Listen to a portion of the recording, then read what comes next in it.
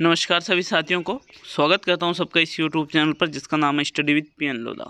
साथियों, आज का ये सेकंड टेस्ट है शिक्षक भर्ती परीक्षा 2021 हेतु साइकोलॉजी का पेपर नंबर 25 है ये। ठीक है, पूरे ही 30 क्वेश्चन देखने को मिलेंगे और आज के जो 30 प्रश्न है पूर्णतः है व्यवहारिक प्रश्न है, मतलब समझ पर आधारित प्रश्न है। तो वीडियो को पूरा देख करके जाइएगा। पहला क्वेश्चन देखते हैं, देखिएगा। इसके पहले मैंने हिंदी का टेस्ट भी अपलोड किया है, उसको नहीं देखा है तो एक बार ज़रूर देखिएगा। तो प्रश्न संख्या 1 है, बच्चे के विकास के सिद्धांतों को समझना शिक्षक की सहायता करता है। शिक्षार्थी की आर्थिक पृष्ठभूमि पहचानने में सहायता करता है। शिक्षार्थी को क्यों पढ़ना चाहिए यह उचित स्थापित करने में सहायता करता है। शिक्षार्थियों की भिन्न अधिगम शैलियों को प्रभावी रूप से संबोधित करने में सहायता करता है और शिक्षार्थी के सामाजिक स्तर को पहचानने में सहायता करता है। तो देखिएगा, प्रश्न संख्या 1 में जो आपके सही आंसर है उसका चुनाव करना है। तो देख लीजिए अच्छे से प्रश्न को। आपके इस क्वेश्चन में जो राइट आंसर है वो रहेगा विकल्प नंबर 3। शिक्षार्थियों की भिन्न अधिगम शैलियों को प्रभावी रूप से संबोधित करने में जो विकास के सिद्धांत है उसको समझना शिक्षक की सहायता करता है। ठीक है, क्योंकि शिक्षक अगर विकास के सिद्धांतों को समझता है तो उसको पता होगा कि बालक अलग अलग तरीके से सीखते हैं, कौन सा बालक कैसे सीखेगा, इस चीज़ की उससे अच्छे से जानकारी होगी साथियों। तो विकल्प नंबर 3 आपका प्रश्न संख्या 1 में राइट है। नेक्स्ट प्रश्न नंबर 2 पे आते हैं। तो आपके दूसरा क्वेश्चन देख लेते हैं।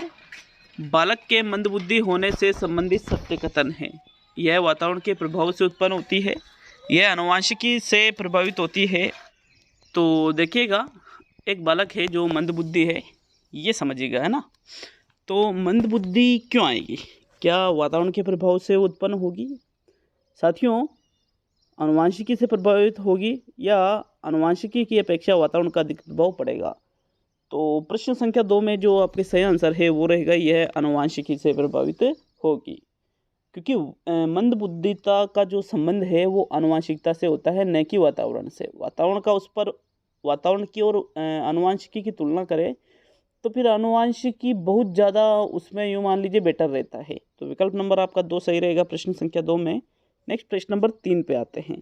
तो चलिए तीसरे क्वेश्चन की ओर बढ़ते हैं। ये देखिएगा, एक शिक्षक को उपलब्धि परीक्षाओं के आयोजन से यह ज्ञात होता है कि बालकों के सीखने की क्षमता में भी भिन्नता है। यह किस प्रकार की वैयक्तिक भिन्नता का उदाहरण है? शारीरिक भिन्नता, सामाजिक भिन्नता, मानसिक भिन्नता और गत्यात्मक भिन्नता। तो देखिएगा, प्रश्न नंबर 3 में क्या पूछा जा रहा है। कोई भी शिक्षक है, उपलब्धि परीक्षाओं का आयोजन कर रहा है वो, ठीक है, और उसे क्या पता चलता है कि बालकों की जो सीखने की क्षमता है उसमें भिन्नता यहाँ पर है। सीखने की, कोई बालक कैसे सीख रहा है, किस गति से सीख रहा है, अलग अलग चीज़ें। तो ये जो भिन्नता है ये शारीरिक भिन्नता तो होगी नहीं, शारीरिक तो जो बाहरी रूप से दिखाई देती है वो होती है। सामाजिक भिन्नता उनके सामाजिक व्यवहारों को देखकर पता चलती है। गत्यात्मक भिन्नता उनके गत्यात्मक कौशलों को देखकर पता चलती है। लेकिन यहाँ पर ये जो भिन्नता है ये मानसिक भिन्नता का उदाहरण है साथियों, क्योंकि मानसिक भिन्नता में क्या होता है, अलग अलग तरीके से बालक सीखते हैं, अलग अलग गति से सीखते हैं। तो थर्ड विकल्प आपके प्रश्न संख्या 3 में सही है। नेक्स्ट प्रश्न नंबर 4 पे आते हैं। तो चलिए चौथे क्वेश्चन की ओर बढ़ेंगे। निम्न में से किसमें ऐच्छिक व्यवहार उसके परिणामों से शक्तिशाली एवं कमजोर होता है? प्राचीन अनुबंधन में, सूझ अधिगम में, स्वतः अधिगम में और क्रिया प्रसूत अनुबंधन में। तो देखिए प्रश्न नंबर 4 को, जो ऐच्छिक व्यवहार है, ऐच्छिक व्यवहार का मतलब क्या होता है? वह व्यवहार हम जिनको हम अपनी खुद की इच्छा से करते हैं। ठीक है, अपनी इच्छा है तो करें, नहीं तो नहीं करें, वो होते हैं ऐच्छिक व्यवहार। यदि हमारे ऐच्छिक व्यवहार परिणामों से शक्तिशाली एवं कमजोर हो तो साथियों हम उसको क्रिया प्रसूत अनुबंधन कहते हैं। क्योंकि क्रिया प्रसूत अनुबंधन में क्या किया जाता है साथियों, पहले व्यवहार किया जाता है, उसके बाद परिणाम दिया जाता है।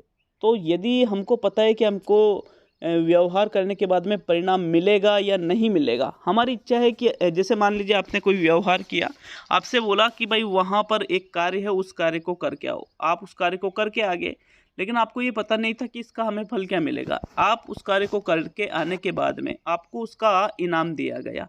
अब आप उस इनाम से संतुष्ट हो नहीं हो ये आपके ऊपर डिपेंड करता है।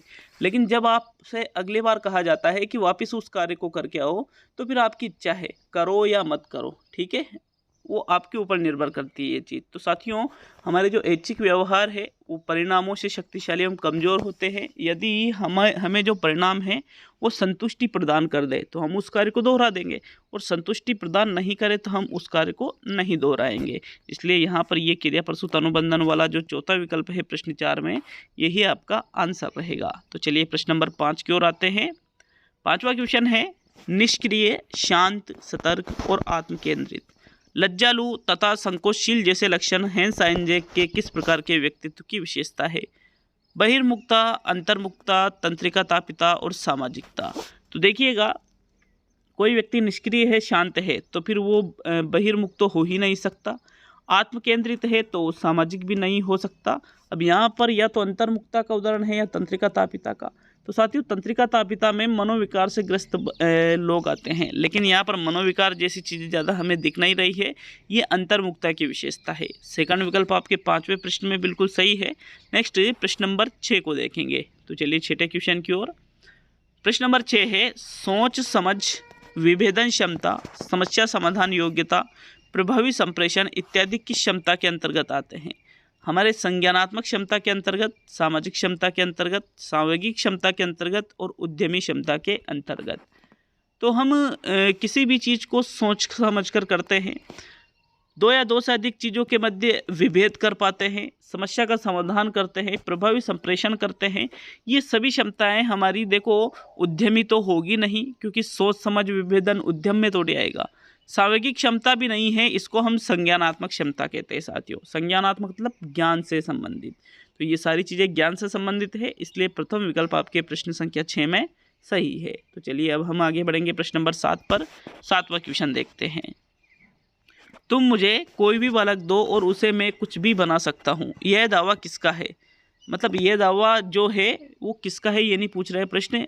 ये जो दावा है ये किसके महत्व को प्रदर्शित करने में सही बोध नहीं करवा रहा है? वातावरण के महत्व को, विद्यालय के महत्व को, समाज के महत्व को और वंशानुक्रम के महत्व को।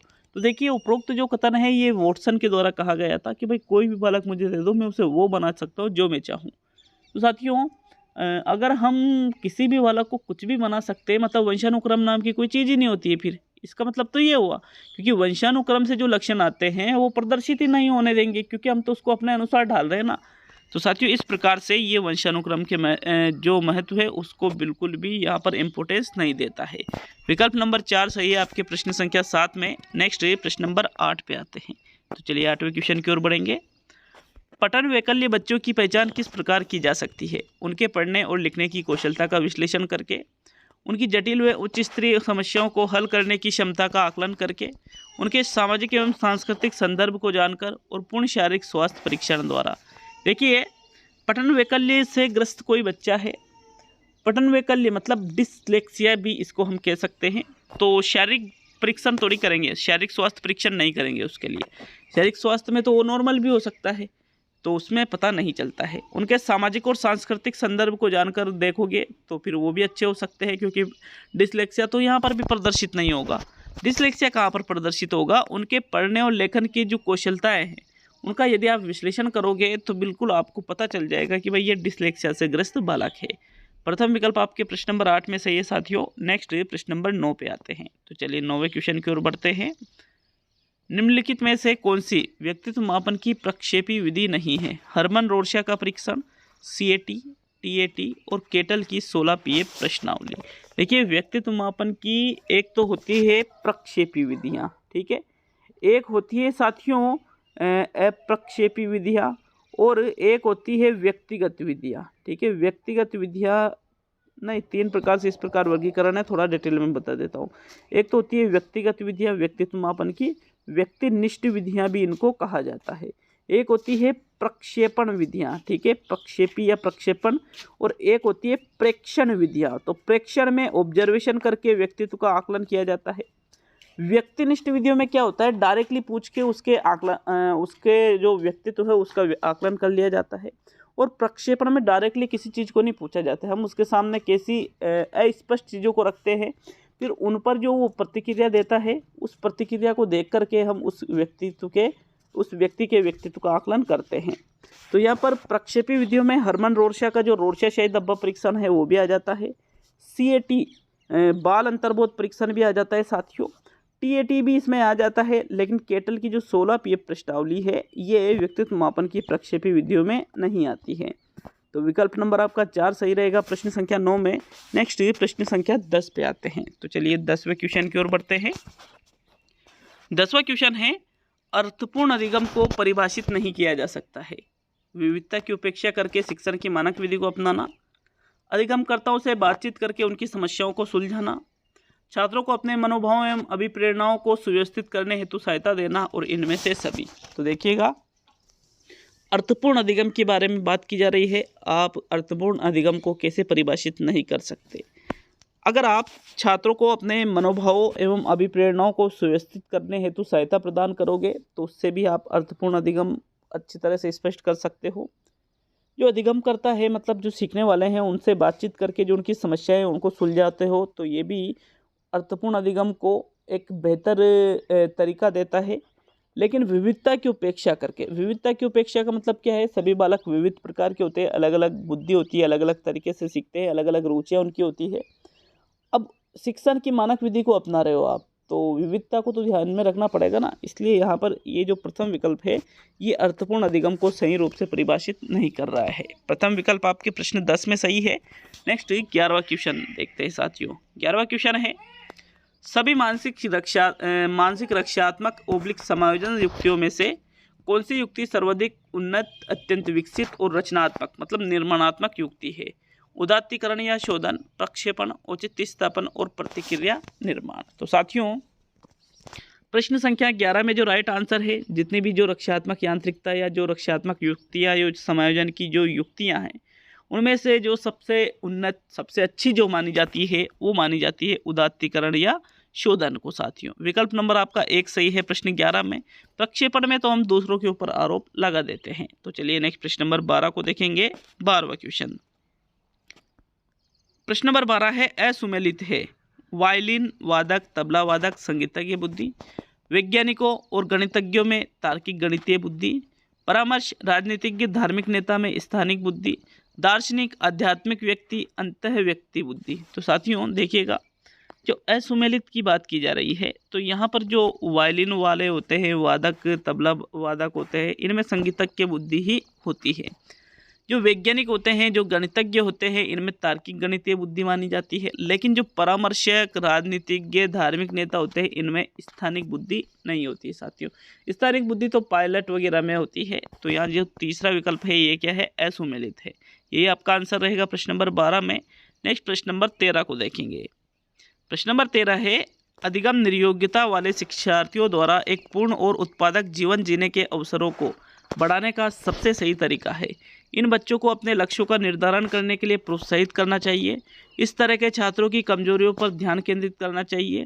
इस तरह के छात्रों से उच्च अपेक्षाएं बनाए रखना चाहिए और विविध कौशलों और युक्तियों का शिक्षण करना जिससे सभी संदर्भों में लागू किया जा सकता है। तो देखिएगा, जो लर्निंग डिसेबिलिटी वाले बच्चे, चाइल्ड होते हैं, अधिगम निर्योग्य वाले शिक्षार्थी या अधिगम निर्योग्य वाले विद्यार्थी, उनके द्वारा एक पूर्ण और उत्पादक जीवन जीने के अवसरों को यदि आपको बढ़ाना है तो फिर उसके लिए सबसे अच्छा तरीका होता है विविध कौशलों, अलग अलग प्रकार के कौशल और जो युक्तियां हैं उनका शिक्षण करना जिसे सभी संदर्भों में लागू किया जा सकता है।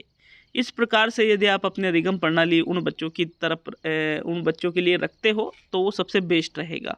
विकल्प नंबर आपका 4 सही है साथियों प्रश्न नंबर 13 में। नेक्स्ट प्रश्न नंबर 14 को देखेंगे। तो चलिए 14वें क्वेश्चन की ओर बढ़ते हैं। ये देखिए, जब बालक दिए गए तथ्यों के आधार पर किसी तथ्य या वस्तु के गुण, दोष या सही गलत होने का पता लगाता है तो वह किस चिंतन को काम में ले रहा है? यथार्थवादी चिंतन, अभिसारी चिंतन, आलोचनात्मक चिंतन और सृजनात्मक चिंतन। देखिएगा, किसी भी बालक के द्वारा तथ्यों के आधार पर या किसी तथ्य या वस्तु के गुण, दोष या सही गलत होने का पता लगाता है वो बालक, तो साथियों उसको यथार्थवादी चिंतन नहीं कहेंगे, यथार्थवादी चिंतन नहीं कहेंगे, इसको हम आलोचनात्मक चिंतन कहेंगे। हालांकि आलोचनात्मक चिंतन यथार्थवादी का ही भेद है, किंतु यहाँ पर आलोचनात्मक अलग से विकल्प में है, इसलिए हम आलोचनात्मक चिंतन को यहाँ पर सही करेंगे। आलोचनात्मक चिंतन में हम किसी भी वस्तु के गुण दोषों को अच्छी तरह से देख करके उसके बारे में निर्णय देते हैं, सृजनात्मक चिंतन में खुद की तरफ से नई चीज़ें ऐड करके कुछ नया किया जाता है। ठीक है, अभी सारी चिंतन में दिए गए तथ्यों के आधार पर निष्कर्ष निकाला जाता है। तो यहाँ पर जो राइट आंसर है वो तीसरा विकल्प रहेगा। गुण दोष का नाम आते ही आलोचनात्मक चिंतन सही होता है साथियों। तो चलिए नेक्स्ट प्रश्न नंबर 15 पे आएंगे। रेवेंस प्रोग्रेसिव मैट्रिसेस बुद्धि परीक्षण इनमें से किसके अंतर्गत आता है? शाब्दिक बुद्धि परीक्षण, अशाब्दिक बुद्धि परीक्षण, अपसारी चिंतन हेतु परीक्षण और इनमें से सभी। देखिएगा, रेवेंस प्रोग्रेसिव मैट्रिसेस बुद्धि परीक्षण का नाम सुन रखा होगा आपने। ये जो बुद्धि परीक्षण है ये अशाब्दिक बुद्धि परीक्षण के अंतर्गत आता है। इसमें क्या किया जाता है, एक तरह से क्रियात्मक बुद्धि परीक्षण है। बच्चों के सामने कुछ पजल वगैरह रख दी जाती है और फिर उनको विकल्प दिए जाते हैं कि भाई इनमें से सबसे उपयुक्त पजल इस चित्र के लिए कौन सी रहेगी। छात्र उस पजल का चयन करते हैं और फिर उसमें से कि भाई ये सबसे बेस्ट रहेगी। तो वो इस प्रकार से अशाब्दिक बुद्धि परीक्षण होता है। विकल्प नंबर 2 सही है आपके प्रश्न नंबर 15 में। नेक्स्ट प्रश्न नंबर 16 पे आते हैं साथियों। तो चलिए 16वें क्वेश्चन की ओर। अधिगम के बारे में कौन सा कथन सत्य है? अधिगम से व्यवहार में अस्थायी परिवर्तन होता है। अधिगम निष्पादन के समान है। अधिगम वृद्धि व परिपक्वता के कारण होता है और पूर्व अनुभव के कारण व्यवहार में होने वाला जो परिवर्तन है उसको ही अधिगम कहते हैं। तो देखिए, सत्य कथन देखना है तो पहला जो कथन कह रहा है अधिगम से व्यवहार में अस्थायी परिवर्तन, अस्थायी नहीं स्थायी परिवर्तन होते हैं, ये गलत हो गया।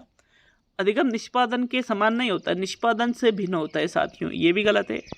अधिगम वृद्धि व परिपक्वता के कारण होता है, नहीं, वृद्धि के कारण परिपक्वता के कारण अधिगम नहीं होता है, बल्कि पूर्व अनुभव के कारण व्यवहार में होने वाले जो परिवर्तन है उसको ही हम अधिगम कहते हैं। चौथा विकल्प आपके 16वें क्वेश्चन में सही है। नेक्स्ट प्रश्न नंबर 17 पे आते हैं।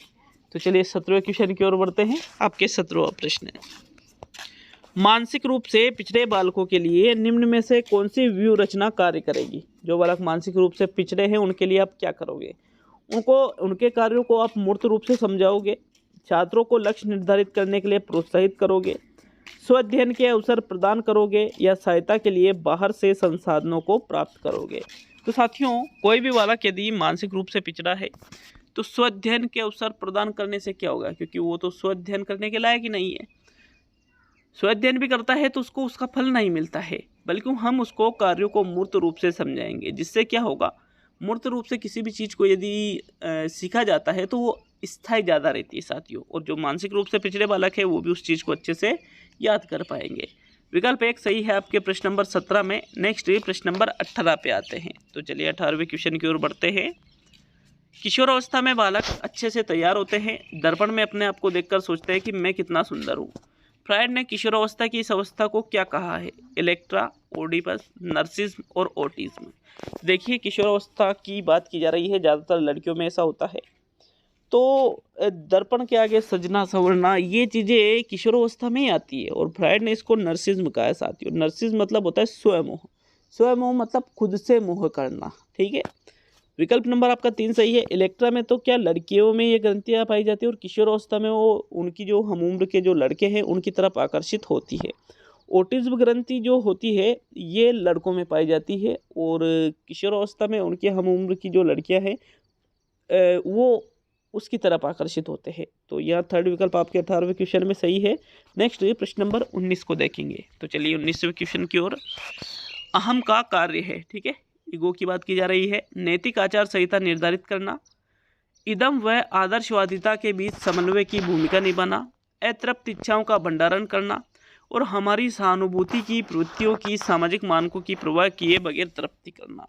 देखिए, अहम की बात की जा रही है, इड, ईगो, सुपर ईगो, अहम, इदम, अहम, परम अहम। तो जो हमारी सहानुभूति की जो प्रवृत्तियां हैं इसकी सामाजिक मानकों की परवाह किए बगैर तृप्ति करना, ये तो साथियों इदम का कार्य है। किसका है ये? इदम का। जो पाशविक प्रवृत्ति होती है, अतृप्त इच्छाओं का भंडारण भी इदम का ही कार्य है। तो ये दोनों आपके आंसर नहीं रहेंगे, बल्कि अहम का कार्य माना जाएगा। जो इदम है और जो आदर्शवादिता मतलब जो सुपर ईगो है इसके बीच समन्वय की भूमिका निभाता है अहम। तो सेकंड विकल्प आपके प्रश्न 19 में सही है। नैतिक आचार संहिता निर्धारित करने का कार्य जो है वो सुपर ईगो के द्वारा किया जाता है। तो सेकंड विकल्प आपके सही रहेगा 19वें क्वेश्चन में। नेक्स्ट प्रश्न नंबर 20 पे आते हैं। इसका जो क्वेश्चन है वो है, निम्न में से कौन सा अधिगमकरण का सिद्धांत नहीं है? अधिगमकरण के सिद्धांत के बारे में बताना है कि भाई कौन सा सिद्धांत अधिगमकरण का सिद्धांत नहीं है। तो पहला विकल्प है आपके अधिगम संदर्भित है, दूसरा है अधिगम तात्कालिक है, और तीसरा है अधिगम एक सामाजिक क्रिया है, और चौथा है अधिगम एक सक्रिय क्रिया है। तो प्रश्न नंबर 20 में जो आपके सही आंसर है उसका आपको चयन करना है। देखिए, अधिगमकरण के सिद्धांतों की यदि हम बात करें तो अधिगम संदर्भित भी होता है, सामाजिक क्रिया होती है, सक्रिय क्रिया होती है। लेकिन यहाँ पर ये जो दूसरा विकल्प दिया गया है कि भाई अधिगम तात्कालिक होता है, तो अधिगम तात्कालिक नहीं होता है, अधिगम में समय लगता है साथियों। विकल्प नंबर आपका जो 2 है वो प्रश्न संख्या 20 में अधिगमकरण के सिद्धांतों में नहीं आता है। नेक्स्ट प्रश्न नंबर 21 को देखेंगे, आपके 21वां प्रश्न। 21वां क्वेश्चन है, एनसीएफ 2005 के संदर्भ में इनमें से असत्य कथन का चुनाव करिएगा। ठीक है, जो कथन असत्य है उसका चुनाव करना है आपको 21वें क्वेश्चन में। पहला विकल्प है एनसीएफ 2005 कम अवधि की परीक्षाओं पर जोर देता है। दूसरा विकल्प है विद्यार्थियों की परीक्षा का आयोजन किसी दूसरे विद्यालय में हो ताकि नकल करने की प्रवृत्ति को रोका जा सके। तीसरा विकल्प है बच्चों की रिपोर्ट में पास फेल होने के बजाय पुनर्परीक्षा वांछनीय लिखा जाना चाहिए। और चौथा विकल्प है परीक्षा की समय सीमा लचीली हो। तो साथियों, इनमें से चारों विकल्पों में से जो विकल्प सही है उसका चुनाव करिएगा। क्या देखना है आपको? असत्य कथन देखना है एनसीएफ 2005 के संदर्भ में। तो प्रश्न संख्या 21 में देखिए, जो पहला विकल्प है एनसीएफ 2005 कम अवधि की परीक्षाओं पर जोर देता है, बिल्कुल सही है साथियों।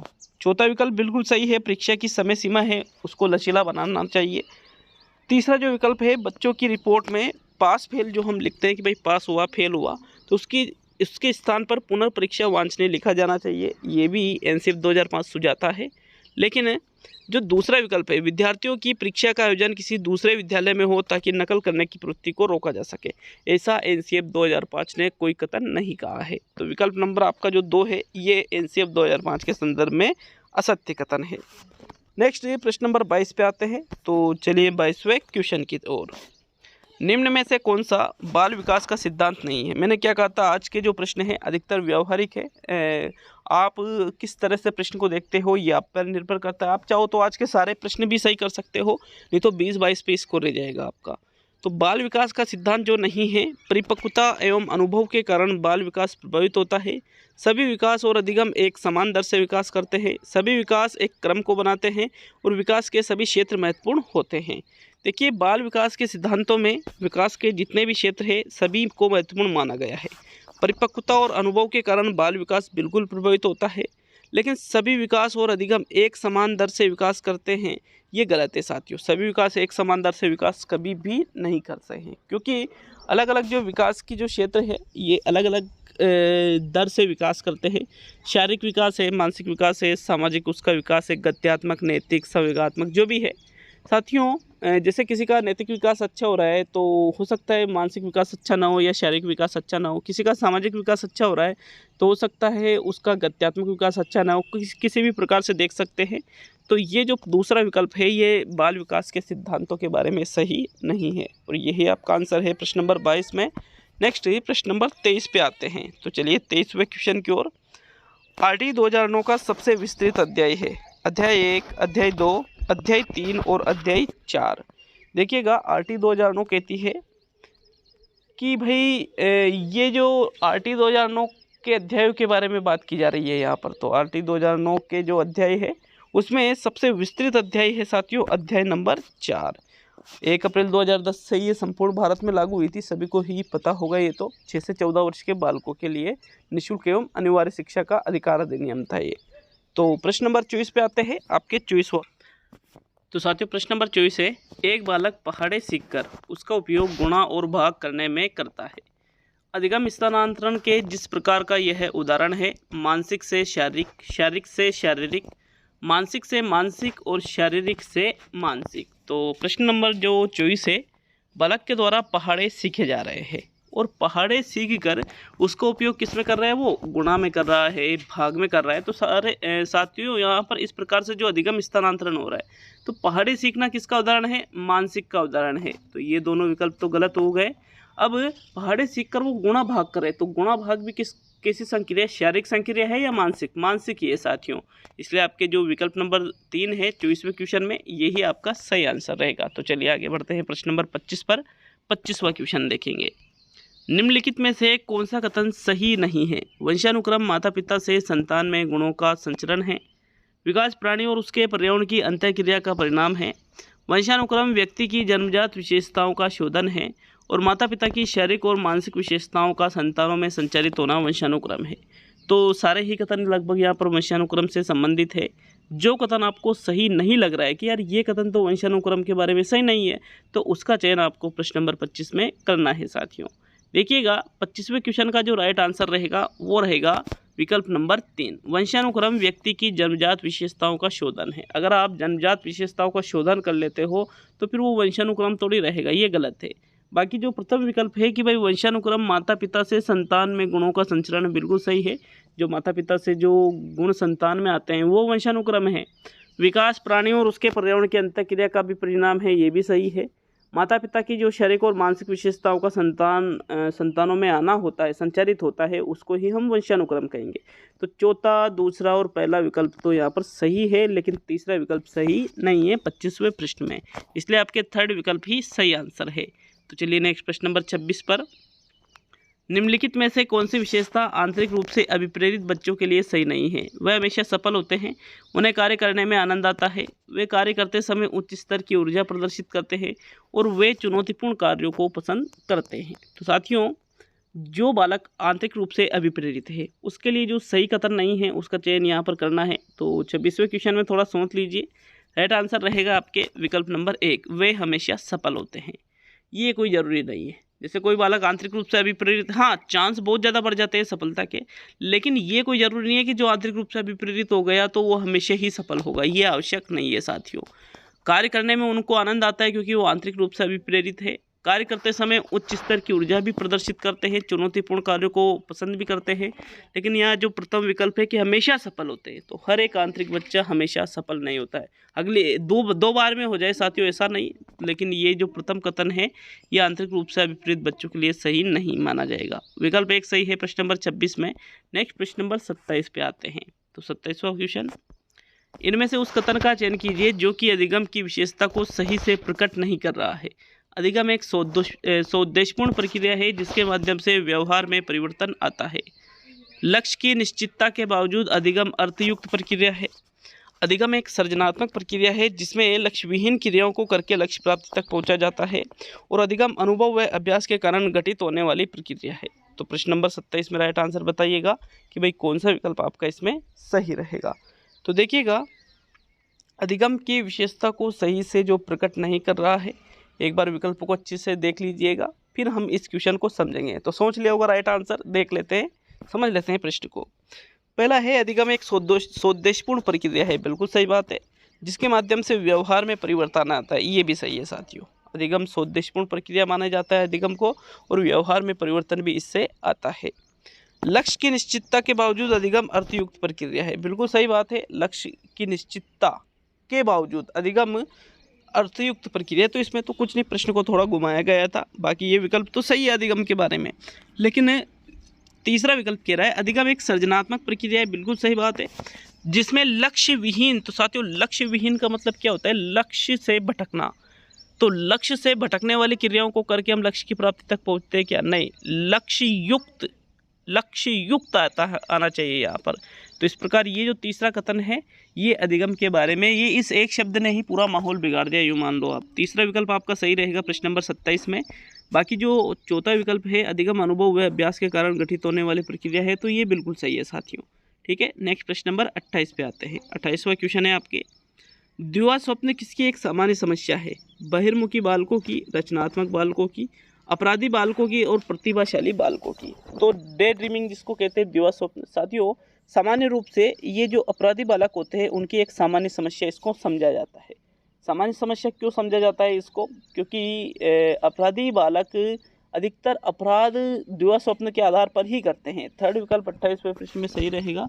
नेक्स्ट प्रश्न नंबर 29 को देखेंगे। तो चलिए 29वें क्वेश्चन की ओर बढ़ते हैं। इनमें से कौन सा तथ्य मानसिक विकास को सबसे अधिक मनोवैज्ञानिक रूप से व्यक्त करता है?